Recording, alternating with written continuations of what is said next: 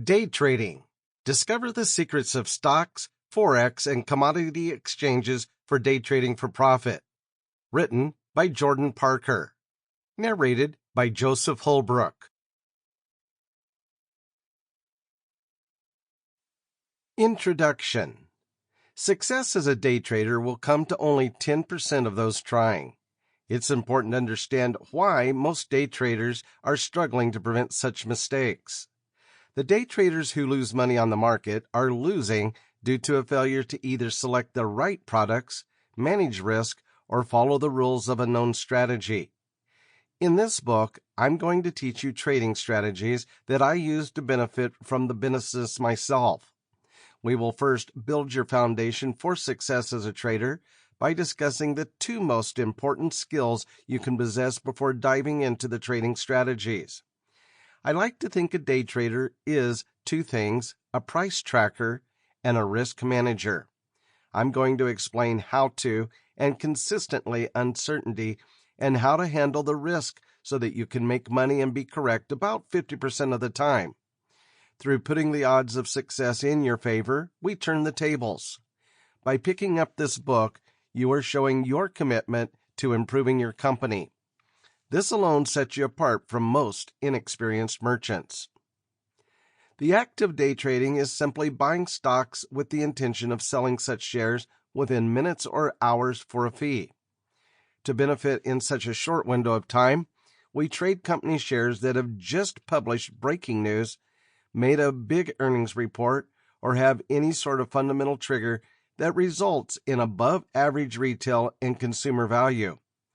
Typically, the type of stock a day trader will focus on is a lot different from what a long-term investor would look for. Day traders understand the high risk rates involved with competitive stocks and reduce those risks through holding positions for very short periods of time. Although buyers usually search for an annual return of 5 to 10%, day traders aim for transactions that have a potential to make intraday returns of 5 to 10%. However, most day traders will take large positions to take advantage of intraday movements, which can result in a high level of single stock exposure. Some will even engage in high-risk margin trading practices, the money borrowed from your broker. A day trader with a $25,000 trading account, for example, may use leverage. Buying power is 4x the cash balance, by selling as if he had $100,000 in stock. This is called to have your money leveraged.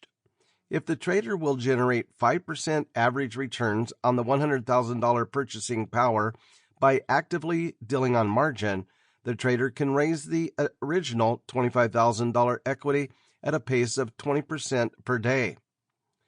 The possibility is, of course, that the dealer would make a mistake that can cost him everything. Unfortunately, this is the story of 9 out of 10 merchants. The origin of this career-ending errors derives from a risk management breakdown. Picture a broker who has just successfully completed 9 transactions. There was a $50 danger in each exchange and a profit potential of $100. It implies that each exchange had the ability to double the chance of a profit ratio of 2 to 1. The first 9 active trades generated profit of $900.